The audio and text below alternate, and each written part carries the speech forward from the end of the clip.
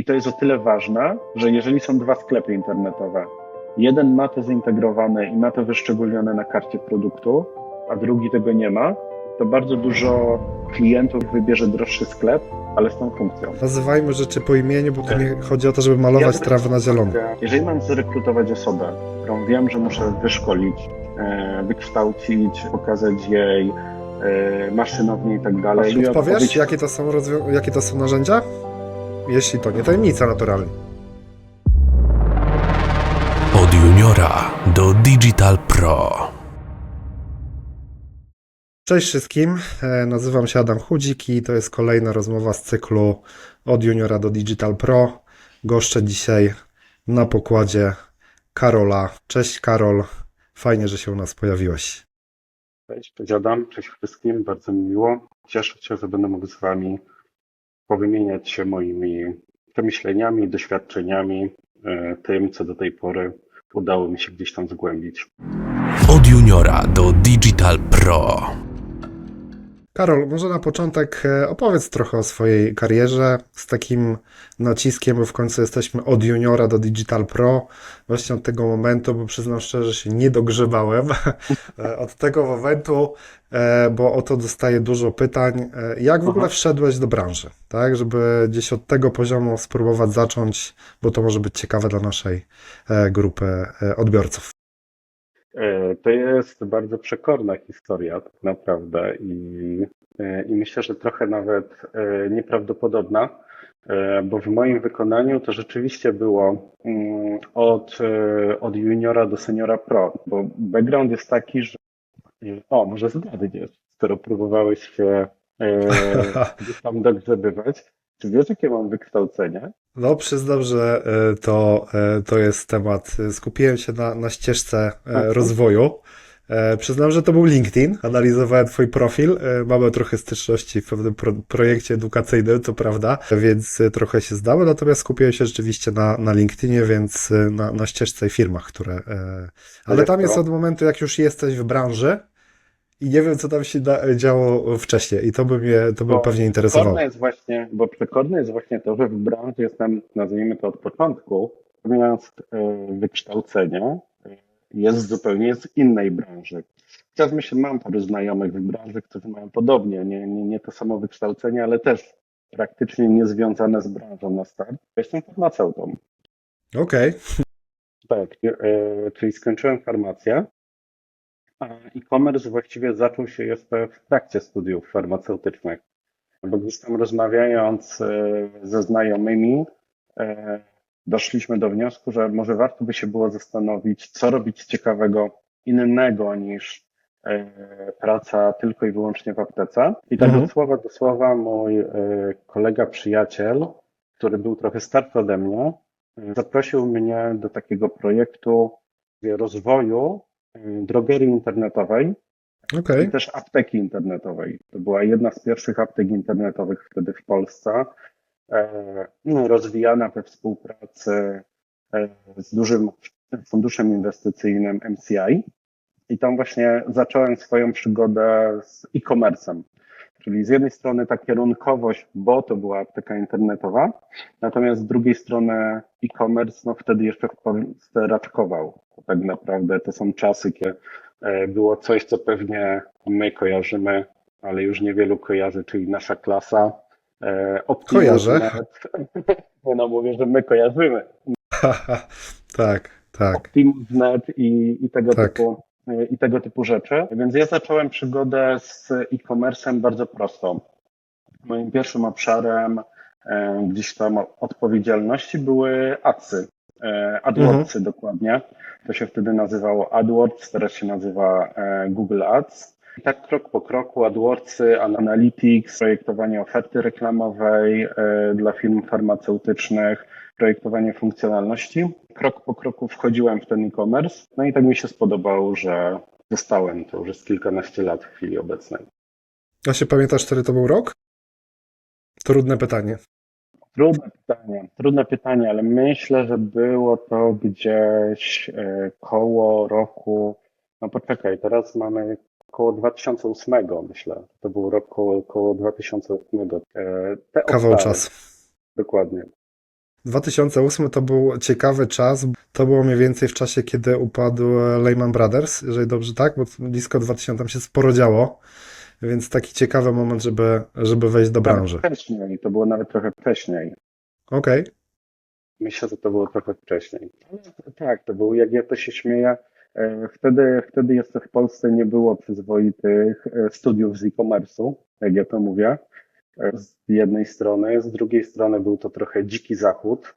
Tak naprawdę można było reklamować wszystko i wszędzie, więc też były zupełnie inne realia. Bardzo rozwijające i bardzo, bardzo uczące. Myślę, że to, co wyciągnąłem z tamtych czasów, to właśnie takie holistyczne spojrzenie na e-commerce, bo miałem tą przyjemność i myślę, że to też jest tą możliwość dotknięcia bardzo wielu rzeczy empirycznie. Teraz myślę, że mało kto ma taką możliwość, a myślę, że to jest bardzo cenne. Więc tak wyglądał mój start e-commerce. Mam nadzieję, że się nie obrazisz, Karol, ale jesteś dinozaurem i w pozytywnym tego słowa znaczeniu, bo zależy mi tu rzeczywiście na tym, żeby gościli ludzie z niejednego pieca chleb jedli. Jakbyśmy, słuchaj, krótko przeszli przez firmy, których dotknąłeś. Takie może główne, bo wiem, co robisz, ale że może nasi widzowie taką klamrę zrobić i jeszcze tutaj przejść przez ten kawałek. Są to firmy są mocno w chwili obecnej, firmy są mocno przeglądowe, bo tak naprawdę na początku pracowałem w aptekach internetowych. Pierwsza apteka, ona już nie istnieje w chwili obecnej. Ona się nazywała domzdrowia.pl. To był taki dość mocny projekt w tamtych latach. Później tak naprawdę rozwijałem jeszcze jedną aptekę internetową dla sieci aptek. Później się właśnie zmieniła ustawa prawo farmaceutyczne, która zupełnie zakazywała właściwie reklamy i aptek internetowych i wtedy postanowiłem, że poszukam sobie czegoś spokojniejszego. I to było Ivrosze, gdzie właściwie rozwijałem e-commerce od rynku polskiego poprzez kilka rynków europejskich, bo finalnie na całą strefę Europy Środkowo-Wschodniej plus na przykład platforma, za którą odpowiadałem, obsługuje właściwie do tej pory też Maroko. Mieliśmy przygodę z Wybrzeżem Kości Słoniowej, z takich bardziej ciekawych. Później to jeszcze było Vision Express, gdzie odpowiadałem za Customer Experience, e-commerce i data. Później już wróciłem projektowo też właściwie do farmacji. Ta farmacja gdzieś mnie tam mocno wyzywała, bo doradzałem w aptece Melissa, jednej z większych aptek internetowych w Polsce. Też rozwijałem taki projekt we współpracy z Cosmeticą, czyli inną siecią aptek i dotknąłem trochę elektroniki, takiej bardziej premium, czyli to są urządzenia dźwiękowe, nazwijmy to takie high-endowe, gdzie wspierałem jedną firmę właściwie w rozwoju e-commerce'u na Europę Środkową i Zachodnią tym razem, czyli tutaj Niemcy, Holandia, ale też na przykład Litwa, też Rumunia, tego typu kierunki, Czechy, Słowacja. Myślę, że ten przegląd jest dość obszerny ze względu na tę lokalizację krajów europejskich z jednej strony, a z drugiej strony na kilka segmentów rynku. To jest health, beauty i też elektronika. Właściwie segmenty rynków, które rządzą się swoimi prawami bardzo mocno, są dość specyficzne, ale jedno, co jest wspólne dla nich, to że żeby tutaj odnosić sukcesy, to trzeba umieć liczyć. Bardzo często marżowość jest niska, w związku z tym efektywność tej sprzedaży jest bardzo ważna. To, co powiedziałeś, jest kluczowe. Pamiętam, jak moje pierwsze zetknięcie, jakby wywodziłem się ze sprzedaży, gdzie głównie liczyło się obrót i marża. Ja w ogóle przez przypadek wszedłem do e-commerce. Jeden ze sklepów internetowych zatrudnił mnie do budowania B2B. No i tak już kilkanaście lat z tym środowiskiem mam wspólnego, ale To, co powiedziałeś a propos obrotu i marży, dla mnie było bardzo dziwne, że ta marża w ogóle w rozmowach bardzo rzadko się pojawiała, kiedy była mowa o marketingu, o planowaniu kampanii. To było dla mnie dziwne. Później jakby zrozumiałem, czemu tak jest, ale właśnie to, co powiedziałeś, jest istotne, że dotknąłeś wielu obszarów i widzisz, jak te kropki się łączą, co uważam jest kluczowe. Jakbyśmy wzięli, Karol, te wszystkie twoje doświadczenia, najciekawsze dwa, powiedzmy, momenty, które do dzisiaj zapamiętałeś i w swojej karierze, takie zwrotne bym powiedział. Z twojej perspektywy, naturalnie. Wiesz co? Ja bym powiedział, że z mojej perspektywy pierwsze doświadczenie jest bardzo, bardzo stare. To doświadczenie jest jeszcze z domu zdrowia, czyli można by było powiedzieć, co to ma teraz wspólnego z obecnymi czasami. Natomiast chcę też tym, którzy nas będą słuchać, pokazać pewną perspektywę i unikalność pewnych rzeczy. Mianowicie sytuacja była taka, że wymyśliliśmy, jak na tamte czasy, nowy model promocji i ten model promocji był jeszcze połączony z tym, że dogadaliśmy się właśnie wtedy z naszą klasą, czyli nośnikiem mediowym, który był bardzo potężny. No i doszliśmy do wniosku, że uruchomimy tą promocję i stały się dwie rzeczy. Po pierwsze, uruchomiliśmy tą promocję na naszej klasie w piątek, zupełnie nie zastanawiając się nad konsekwencjami. Baner wszedł na naszą klasę i po 5 minutach nasza strona leżała.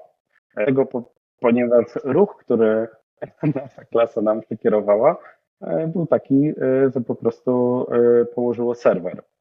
Tam były różne perypetie związane z tym, jak zrobić, żeby ten serwer wstał. A druga rzecz była taka, że ta oferta była tak zażarła, że zalało magazyn zamówieniami na cały tydzień. Ja pamiętam, że wszyscy te zamówienia przez tydzień pakowaliśmy, czyli tak zwane wszystkie ręce na pokład. Czyli Black Friday mieliście wcześniej po prostu. Black Friday. Wtedy jeszcze nie było Black Friday'ów, ale tak, dokładnie tak. I to mnie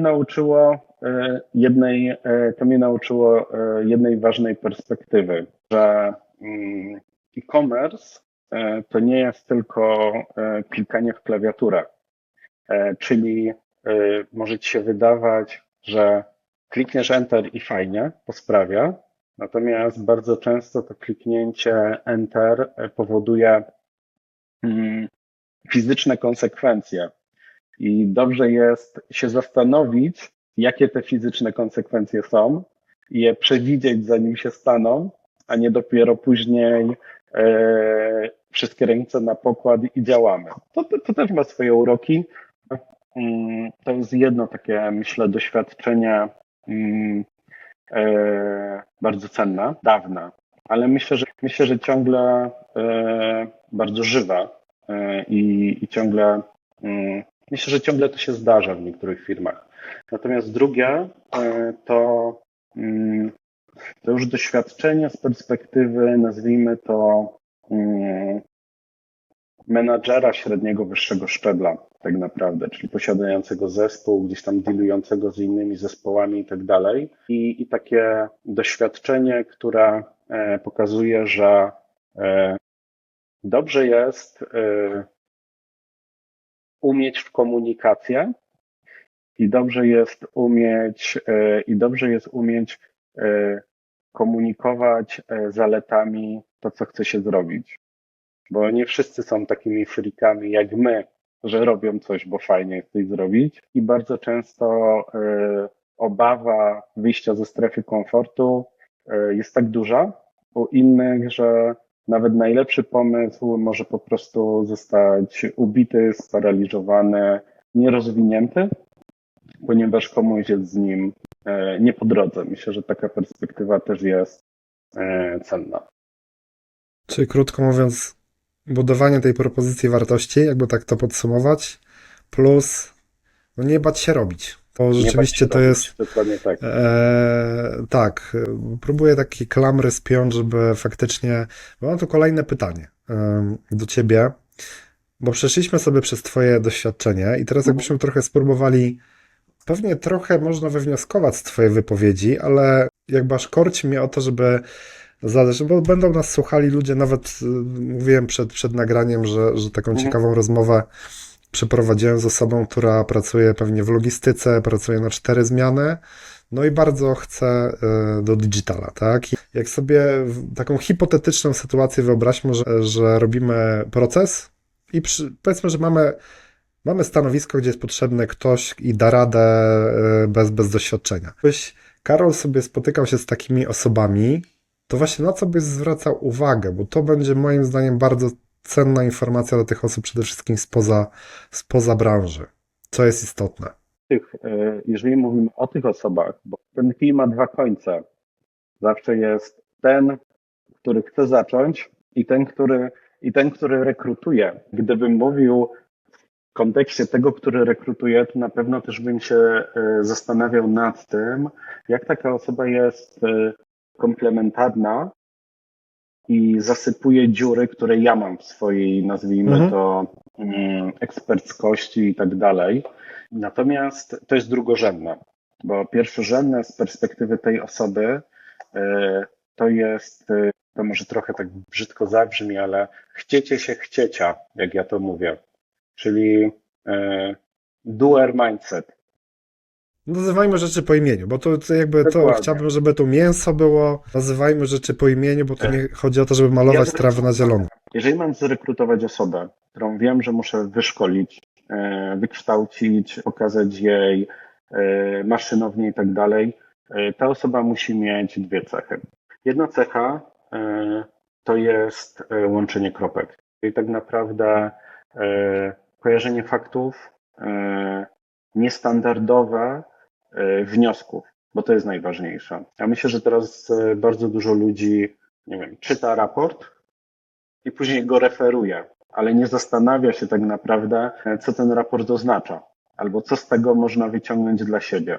Czyli pierwsza rzecz to właśnie zastanawianie się, co to oznacza, co ja z tego mogę mieć w przyszłości. A druga rzecz, proaktywne podejście, czyli zróbmy coś, przetestujmy, zobaczmy jak działa i zadecydujmy, co z tym robimy dalej. Bo bardzo często teraz spotykam się z takim podejściem, a po co robić coś nowego, robiliśmy tak cały czas i było dobrze, a to się na pewno nie uda i tak dalej. No, jeżeli ktoś ma takie podejście, to najprawdopodobniej cały czas będzie miał takie podejście. Aktywność i łączenie kropek, myślę, że to są dwa aspekty, które są mniejsze w e-commerce'owym świecie, szczególnie na poziomie specjalisty, eksperta. Dlatego, ponieważ te dwie cechy pozwalają się mierzyć z czymś, co jest jedyną stałą w e-commerce. A ta jedyna stała w e-commerce to jest szybka zmiana, tak naprawdę. E-commerce jest szybko zmieniającym się środowiskiem. Jeżeli ktoś nie ma tych cech, to nie będzie w stanie za tym pójść, albo się bardzo szybko wypali, bo będzie go to bardzo dużo kosztowało. Powiem, że to jest co prawda drugie spotkanie, ale przy pierwszym z Mariuszem Michalczukiem Mariusz powiedział coś takiego, że dla niego jest ważne, żeby komuś chciało się przeprowadzić w ogóle proces myślowy i ty mówisz podobną rzecz. Nie? To pierwszy taki, mówię, drugi odcinek, ale ten jakby to się pojawia troszkę w innym ujęciu. Mówimy o tym samym. Żeby, jak to powiedziałeś, komuś się chciało w ogóle, czyli czy rzeczywiście wszelkie rzeczy, które wskazują na to, że ktoś w przeszłości tego typu i łączył te kropki, to faktycznie działa na plus. Jak ktoś mówi, e-commerce to nie tylko sunshine and rainbows, ale rzeczywiście wiemy po tych paru latach, że no nie jest to proste. Co jest z twojej perspektywy, albo co było, co jest, Karol, z czym trzeba się zmierzyć w tym świecie, który się tak szybko zmienia? Znamy zupełnie inny e-commerce. Mój jest radosny. Ja na rzeczy jeden z moich mentorów, Business Consulting Group, zawsze mi mówił: Karol, nie ma problemów. Przychodzisz do mnie z wyzwaniami, opisujesz je i od razu opisujesz, jak zamierzasz je rozwiązać. Taką perspektywę też mam. W e-commerce są wyzwania. Na pewno to motywuje, przynajmniej z mojej perspektywy, tak trochę się śmiejąc. Natomiast to jest trudny kawałek chleba. Szczególnie teraz, bo z jednej strony ja myślę, że dużą i fajną tak naprawdę rzeczą, potencjałem w e-commerce jest bardzo duża demokratyzacja e-commerce'u. Żeby można było w ogóle mówić o uruchomieniu e-commerce'u, trzeba było mieć soft, trzeba było mieć wiedzę, trzeba było mieć jakiś budżet i tak dalej. No a teraz tak naprawdę możesz uruchomić e-commerce na jakiejś platformie tak naprawdę SaaS-owej, jest ich mnóstwo. Jak masz trochę więcej umiejętności technicznych albo jak chce ci się pogadać sensownie z którymś z rozwiązań AI, to jest ci w stanie podpowiedzieć, jak skonfigurować własny serwer i nie wiem, na PrestaShopie postawić e-commerce, piąć się z dropshippingiem i tak dalej. Więc właściwie każdy może mieć e-commerce. Teraz też powoduje ta demokratyzacja, która jest fajna, bo ona wprowadza zmiany, ulepszenia i tak dalej, powoduje, że ten rynek jest bardzo ciasny, powoduje, że on jest bardzo konkurencyjny, ale też powoduje to, że w pewnych aspektach bardzo mocno eroduje, co znowu prowadzi do tego, że trzeba się starać robić wartość dodaną, lepszą jakość, żeby przetrwać. Ale ta konkurencja jest jedną z rzeczy, która jest wymagająca. Tak globalnie rynkowo myślę, że też takim ciężkim tematem jest brak takiej systemowej, merytorycznej wiedzy o e-commerce, szczególnie połączonej ze starą szkołą, nazwijmy to trade'u, handlu, co powoduje, że bardzo często jedyną przewagą konkurencyjną, którą nowy e-commerce robi, jest cena. Więc tutaj mamy do czynienia z wojną cenową, która z jednej strony konkurencja jest dobra, ale nieprzemyślana wojna cenowa tak naprawdę nikomu nie służy. Finalnie też klientom tak naprawdę, bo zostaną tylko ci najwięksi i najsilniejsi i to w finalnym rozrachunku dla klientów nie jest dobre. Oprócz, myślę, że to, co jest wyzwaniem są mity o e-commerce, tak jak teraz się robią mity o AI-u, to tak mity o e-commerce, szczególnie w organizacjach, w których ten e-commerce się wdraża, a e-commerce odwieczna, to tak jak zawsze dyskusja, co lepsze, Linux czy Windows, no to tak samo jest odwieczna dyskusja, a e-commerce zabierze pracę sklepom, prawda? To klasyczna, czyli podejście, myślę, że trudne jest też, ciężkim kawałkiem chleba jest mindset w samych organizacjach,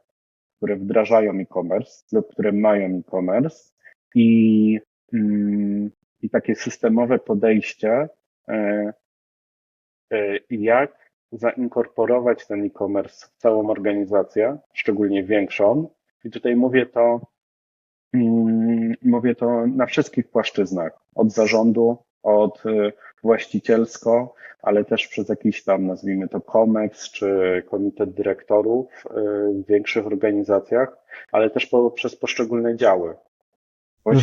Która całe życie robiła swoje rzeczy po swojemu i teraz na siłę próbuje e-commerce wepchnąć w te ramy, a nie zawsze to jest możliwe, czy na przykład magazyn albo całą logistykę, która też zupełnie inaczej funkcjonowała, a e-commerce potrzebuje trochę specyfikacji. Więc ja myślę, że tutaj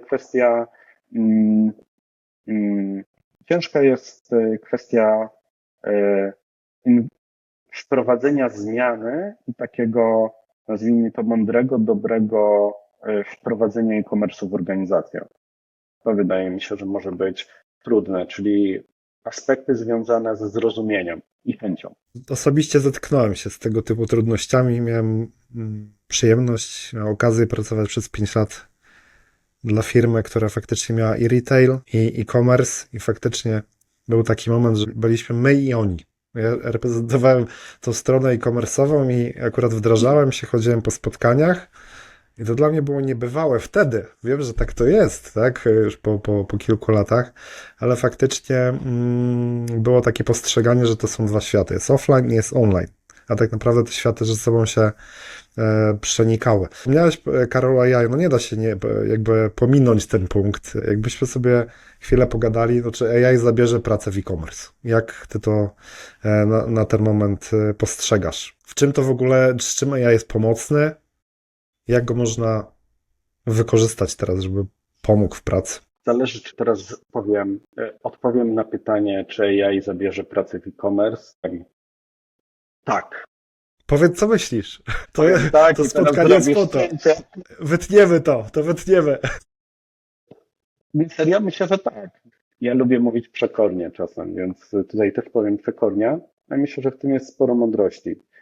AI zabierze pracę w e-commerce. Natomiast zabierze odtwórczą pracę w e-commerce.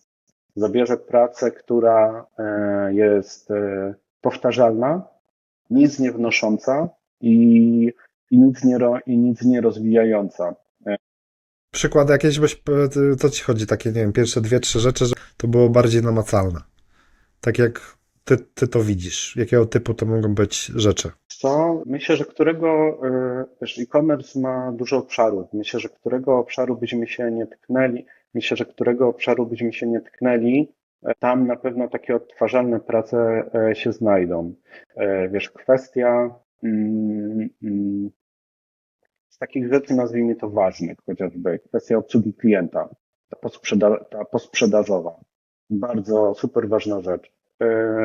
To już się właściwie dzieje, ale będzie szło jeszcze dalej. Odpowiedź na coraz bardziej skomplikowane pytania klientów. Bo już nie mówimy o takich prostych odpowiedziach, co jest z moim zamówieniem, kiedy ono zostanie i tak dalej. Odpowiedzi na takie już bardziej złożone pytania też zaczną być robione przez AI. Efekt? Osoby odpowiedzialne za customer care będą mogły, jeżeli będą chciały, bo to też wymaga pewnej dojrzałości i właśnie chęci po stronie ludzi, będą miały super czas, dużo więcej czasu, żeby zastanowić się nad tym, jaką naprawdę dany e-commerce chce mieć tą customer care, co ma go odróżniać od innych i będą miały czas, żeby o tym myśleć i to wdrażać, bo te proste rzeczy będą zastąpione przez AI. Kwestia chociażby performance marketingu, ściągania i wstępnej analizy raportów z adsów, z mety i tak dalej. Po co to ściągać? Po co to filtrować? Może to zrobić AI, po to, żebyś ty miał więcej czasu na to, żeby zastanowić się, co z tych danych właściwie wynika i co zrobić, żeby polepszyć swoją sytuację w perspektywie kolejnych tygodni, miesięcy, czy nawet dłuższego okresu. Kwestia tworzenia oprogramowania, gdzie proste klasy kodu mogą już być tworzone przez AI po to, żeby nowe funkcjonalności sklepów internetowych były dostarczane szybciej i taniej. Ja postrzegam AI w tej specyfice. Nie mówię już o takich rzeczach bardzo prostych, jak nazwijmy to tłumaczenia materiałów marketingowych, wzbogacanie opisów produktów i tego typu rzeczy. No, to już właściwie powinien być standard rynkowy w chwili obecnej. Czy są jakieś konkretne narzędzia, uważasz, na które chciałbyś zwrócić uwagę naszym słuchaczom, którym powinni się przyjrzeć, jeżeli chodzi o ten kontekst AI? Czy tutaj jakieś tipy byś miał? Narzędzi jest sporo i tak naprawdę w mojej ocenie nie ma dobrego narzędzia do wszystkiego. W zależności od tego, co chcemy robić, powinniśmy wypracować sobie swój narzędziownik, jak ja to mówię. Ja w chwili obecnej w swojej pracy korzystam z 7 różnych tooli i każde służy mi do czego innego. Tutaj ta odpowiedź tutaj najbardziej pasuje Odpowiesz, odpowiedź. jakie to są narzędzia? Jeśli to nie tajemnica, naturalnie. Jeszcze nie. Jeszcze nie.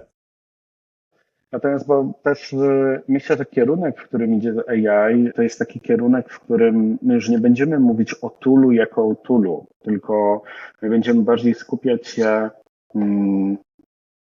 na agentowości tych tooli, czyli będziemy mieli, nazwijmy to, kumpli, pomocników, asystentów do różnych rzeczy.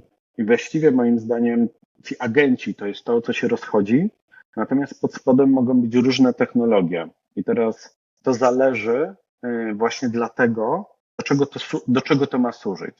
Przykład, pierwszy z brzegu. Temat renderowania grafiki produktowej i temat generowania w ogóle grafiki do sklepów internetowych. Coś, co od wieków było problemem, zawsze było czasochłonne, drogie, problematyczne. Teraz nagle się popularyzuje, ale też w zależności od tego, co potrzebujesz, to, co jest pod spodem, może być różne. No bo do tej pory, jeżeli chodzi o jakąś tam grafikę artystyczną, no to tak naprawdę były dwa kierunki. Albo był tak naprawdę DALL-E, czyli OpenAI-owe rozwiązania, albo był spięty z Discordem. Uciekła mi nazwa, bo Wiem, o co ci chodzi. Też mam na końcu języka. Nie Leonardo, tylko też nie mogę sobie przypomnieć, ale powiem. Midjourney, dokładnie. Midjourney, dokładnie, ładniej to powiedziałaś. Midjourney. Coś, co mi nigdy nie leżało. Natomiast w chwili obecnej... Mi również, powiem też. Bo ja nie jestem ten estetyczny. Natomiast wiesz, OpenAI ostatnio wprowadziło, myślę, że rewolucyjny aspekt, czyli to, z czym zawsze był problem, realne słowa na grafikach. I to już zmienia zasady gry. Jeżeli mówimy o kodowaniu, jakichś tam automatyzacjach w Pythonie, skryptach, tego typu rzeczach, no to moim zdaniem nieporównywalny jest Anthropic w chwili obecnej, czyli słynny cloud. Tak naprawdę, wiesz, jeżeli mówimy o googlowych rozwiązaniach, no to Gemini ma największe okno kontekstowe. Są taski, na przykład związane z jakąś analityką danych, które lubię, albo z jakąś analizą i wyciąganiem wspólnych elementów z dużych fragmentów informacji, z dużego kontekstu, które z definicji na start robię w Gemini'u, dlatego, bo tylko tam to się zmieści tak naprawdę i tylko on to przetworzy. No jeżeli chodzi o jakąś, nazwijmy to, koncepcyjność, no to jednak OpenAI jest dla mnie tutaj najwygodniejszy. Ale tak jak widzisz, to tak naprawdę zależy od tego, co chcesz zrobić i myślę, że bardzo ważne jest tutaj to, co powiedziałem przed chwilą, czyli kontekst. Bo każde z tych narzędzi to jest tylko i wyłącznie narzędzie. Nie popadajmy w hura optymizm, te narzędzia nie myślą. Ale jeżeli dasz im odpowiedni kontekst i jasno zdefiniujesz swoje potrzeby, to one bardzo mocno uproszczą ci życie i czasem dostarczą ci bardzo wartościowych, dodatkowych aspektów, o których ty mógłbyś nie pomyśleć. Ja na przykład bardzo często ze względu na specyfikę swojej pracy wykorzystuję AI jako krytyka moich pomysłów. Bo ja jestem z tych, wychodząc z założenia, zróbmy to szybko, zanim się zorientujemy, że to bez sensu. Jedno z moich ulubionych podejść. No i właśnie takie krytyczne podejście, challenge'owanie przez AI daje bardzo ciekawe rezultaty i pozwala nie wejść na mina. Inny aspekt to taki, że ja mam zawsze problem chociażby z jakimiś, nazwijmy to, prezentacjami, ale z finalizacją tych prezentacji pod kątem, że zawsze uważam, że nie jest wystarczająco dobra. Znam Daje- to. Więc daje Znam to, kontekst, łączę się z tobą w bólu. więc, więc już nauczyłem się, że daję kontekst merytoryczny do narzędzia i proszę go o to, żeby ten kontekst, nazwijmy to wizualno treściowy, ale to, co ma się znaleźć na slajdach, sam przygotował. Oczywiście dając kontekst, dając wytyczne i tak dalej, ale dzięki temu mam to z głowy, czy to powinienem użyć takiego słowa, czy takiego, po prostu wychodzę z założenia, że merytoryka jest, biorę to, jak już to dało narzędzia i żyje się dzięki temu łatwiej. Takie zdanie kolega powiedział, że akurat o czacie GPT rozmawialiśmy, bo ja też uważam, że to jest świetne rozwiązanie, żeby sobie, ja to nazywam, odbić myśli. Czyli jak jestem sam i nagle czarna chmura w głowie się pojawia, dopada mnie tego typu sytuacja, to faktycznie taki challenge, wrzucenie, podaj mi plusy, podaj minusy, zagrożenia. Czasami wyrzucę takie rzeczy, o których w życiu bym nie pomyślał. Więc rzeczywiście jest to ciekawe. Karol, patrzę, pilnuje nam czasu, żeby nam się to w 1,5 godziny nie przekształciła ta rozmowa, więc chciałbym się przez chwilę zatrzymać na cross-borderze. Dwie gaduły. Tak, żeby nie zanudzić ludzi, krytycznie patrzę tutaj na nas, ale nie, ciekawy moment, bo podałeś trochę konkretnych przykładów, uważam, że coś z tego będzie można fajnego wyciągnąć dla siebie. Ja bym się przez chwilę przy cross-borderze zatrzymał. Dlaczego? To już na bazie mojego tego kilkuletniego już doświadczenia, jak rozmawiam z ludzi, to myślę o e-commerce w perspektywie polskiego rynku. Natomiast mówię, kilka cyfr, Baselinker, nie mogę się wysłowić, Baselinker Index. Patrzyłem na dynamiki. Baselinker ma już dosyć dużą bazę merchantów. Miałem przyjemność mieć interakcje biznesowe z tym podmiotem i rzeczywiście tak sobie spojrzałem, to dynamika wzrostu sprzedaży tego cross-bordera versus Polska to jest sobie ponad 4 razy wyższa. Dlatego koniecznie chciałbym, żebyśmy chwilę, bo ty masz doświadczenie, Karol, właśnie na tych rynkach zagranicznych, byśmy chwilę sobie pogadali o tym, czym się różnią właśnie te rynki. Ty powiedz, które uważasz są z twojej perspektywy najciekawsze, ale czy tam trzeba robić coś inaczej niż w Polsce? Nie? W sensie, żeby chwilę o tym pogadać, bo znów rozmawiamy o ludźmi, którzy mieliby wejść do tej branży i fajnie by było, gdyby chociaż jedna osoba weszła i myślała w perspektywie, że e-commerce to nie tylko rynek polski, bo daje możliwości wyjścia też poza. Lubię słowo wydestylować ostatnio jakoś tak. Wybrać takie dwie największe twoje zaskoczenia. Jak dotknąłeś tych rynków zagranicznych, to przeżyłeś szok. I co to było? Czy były w ogóle takie sytuacje? Były, wiesz, bo było ich sporo. Tak naprawdę. Ja może zanim podam szczegóły, powiem jedno przemyślenie. W sumie nawet wspólnie z zespołem je wymyśliliśmy w ramach takiego workshopu w e-izbie, że bardzo często w polskich, szczególnie MŚP, spotyka się takie myślenie, no dobra, mam ten e-commerce w Polsce, to jest Google Translate, albo jest na przykład Deep. Przetłumaczę sobie ten sklep, uruchomię go i wszystko będzie banglać. No, a później nie bangla, tak naprawdę. Parę historii słyszałem tego typu również. I wiesz co? I ja myślę, że jest jedna rzecz, która jest taka sama. Jeżeli uruchamiasz e-commerce w Polsce, go uruchamiasz za granicą. To jest wiedza merytoryczna, doświadczenie, czyli nazwijmy to sztuka, jak to zrobić.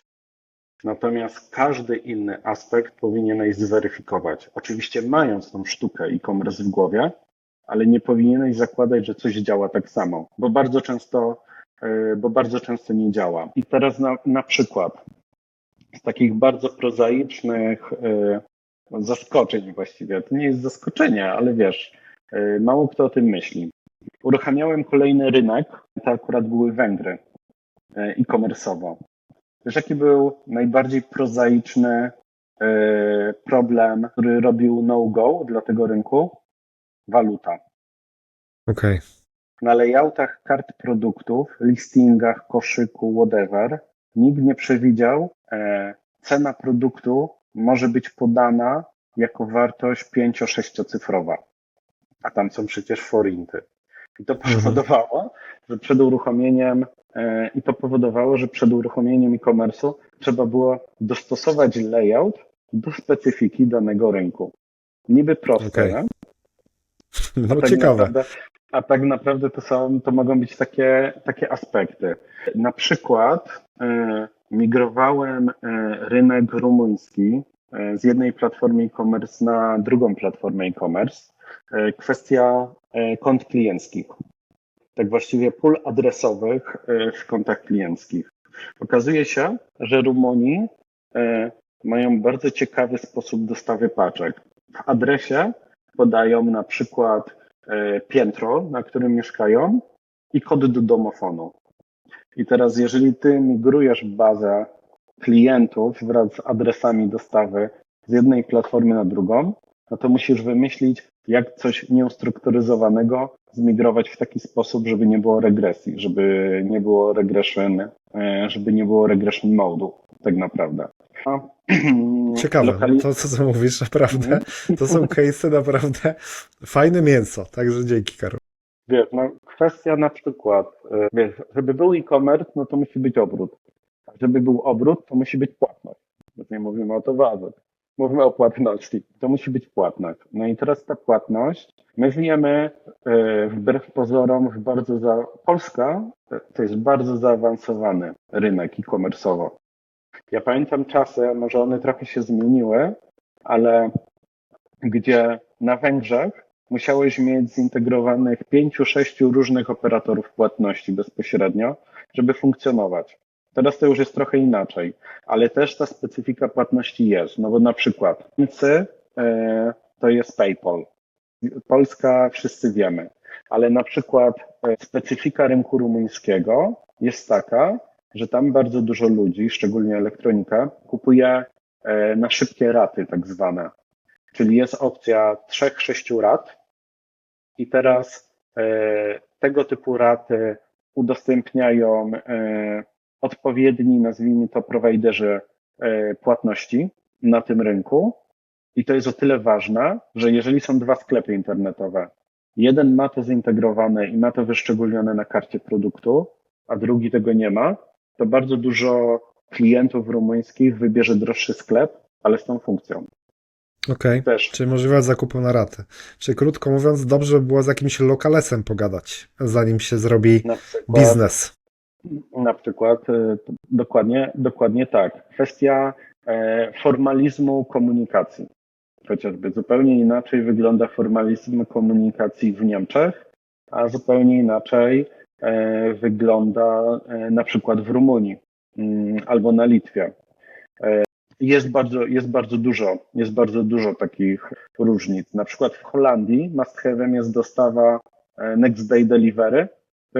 To jest już tak poniżej standardu. Tam wszyscy są przyzwyczajeni do tego, że dostajesz coś tego samego dnia albo najpóźniej następnego. No bo wiesz, tam wszyscy są przyzwyczajeni, że wszędzie dojadą rowerem na przykład. I trzeba mieć to na uwadze.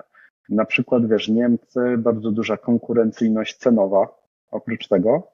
No i Amazon, który tam rządzi pewnie. Amazon. Ja bym też powiedział, że trochę zacofanie technologiczne pod kątem formy reklamy, pod kątem, nazwijmy to, działań marketingowych, ale ta cena czyni cuda, tam bardzo mocno. I teraz wiesz, na przykład kwestie też przewidzenia cross-borderu, ale trójstronnie. Bo na przykład miałem przykłady czegoś takiego, że klienci z jednego rynku, dajmy na to ze Szwecji, potrafili kupować w niemieckim sklepie, nie w swoim, bo bardziej im się opłacało, taniej było zakupić im w niemieckim sklepie z dostawą niż w swoim. Tylko że ty wtedy nie bierzesz pod uwagę tego, że tutaj dochodzą jeszcze kwestie podatkowe, bo sprzedajesz z jednego rynku do drugiego, mając spółkę na trzecim. I to też jest pewna specyfika, którą trzeba mieć w głowie. No jest sporo. No i niestety, im lepiej je znasz, tym mniej się sparzysz. Tak. Ciekawe, rzeczywiście e-commerce jest ciekawy, jest dużo fajnych rzeczy, sporo wyzwań, tak jak powiedziałeś. Karol, przejdźmy może do takiego punktu, czy są jakieś może fajne miejsca, które byś rekomendował do tego, żeby szukać inspiracji, to już dla naszych słuchaczy, oglądaczy, czy tutaj w tym obszarze chciałbyś coś zarekomendować? Wiesz co? Myślę, że tak. Myślę, że są takie miejsca. Ja myślę, że nie ma że nie ma dobrych miejsc dla wszystkich. Jeżeli mówimy, jeżeli mówimy o e-commerce holistycznie, to są to inne miejsca. Jeżeli mówimy o specyficznych aspektach e-commerce'u, to też są inne miejsca. Z tych takich bardziej holistycznych, jeżeli mówimy o Polsce, no to ja uważam, że bardzo cenne insighty daje na przykład Marek Kich, czyli sztuka e-commerce. Tak, ciekawe. To jest coś, co rzeczywiście daje rzetelną wiedzę, taką nazwijmy to globalną. Też czasem może nawet takie aspekty zarządzania zespołem. Z bardziej takich kierunkowych rzeczy, no to jeżeli mówimy o analityce, która tak naprawdę jest jednym z ważniejszych elementów e-commerce'u, no to tutaj nasz znajomy Mariusz też. Pozdrawiamy Mariusza z tego miejsca. Pozdrawiamy Mariusza. Daje merytoryczną wiedzę. By the way, ty nie wiesz, ale ja tam lata temu miałem okazję współpracować z Conversion, jeszcze w ramach Iwrosza. Podobał mi się ten projekt. Z innych tego typu osób to Maciek Lewiński. I to też jest osoba, która patrzy wieloaspektowo na e-commerce i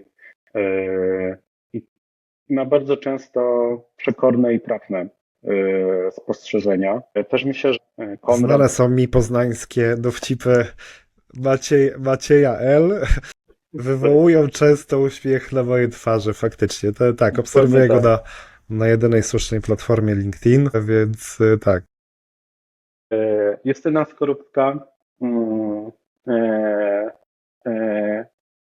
Krzysiek Nowicki, myślę, że to są osoby, które też dają taką globalną perspektywę e-commerce. Z innych źródeł, myślę, że trochę takie może się wydawać, że kierunkowe, ale na przykład Shopify ma bardzo dobry blog, jeżeli chodzi o e-commerce. Tak samo ciekawe rzeczy można znaleźć w czymś, co się nazywa BigCommerce. To jest też źródło dobrej wiedzy. Jest też coś, co się nazywa Practical e-commerce, nie polskojęzyczna. Tam też są dobre materiały. No to na przykład pod kątem UX-a to może być Bymart Institute. To jest coś, co ja ich uwielbiam za to, że dają jasną listę wytycznych i jest się do czego odnieść. Powiem przekornie, że na mojej liście nie znajdziesz książek. Z jednej prostej przyczyny. 15 lat temu uwielbiałem książki o e-commerce. Bo jak kupiłeś książkę o e-commerce, była aktualna 3-4 lata. W chwili obecnej Tak. to wszystko tak się szybko zmienia, że możesz mieć książkę e-commerce po prostu, żeby ładnie ci wyglądała na półce. Natomiast ona bardzo szybko się dezaktualizuje. Myślę, że dlatego nie powstają kolejne tomy Biblii e-commerce, no bo po prostu to nie ma sensu tak naprawdę. Karol, fajnie. Przeszliśmy przez kilka ciekawych rzeczy, przez cross-border, porozmawialiśmy o AI, pojawiło się trochę tipów dla ludzi, którzy chcą wejść do branży. Jeżeli chodzi o te źródła, to myślę, że Karol może podeślesz po prostu te 2-3 najciekawsze i pod odcinkiem po prostu wrzucimy linki, tak żeby, jeżeli ktoś będzie chciał skorzystać z tego, żeby sobie wszedł. Dzięki Ci wielkie za czas, że go znalazłeś. I co, do zobaczenia w takim razie wszyscy w kolejnym odcinku. Dzięki. Dzięki wielkie za zaproszenie. Do zobaczenia.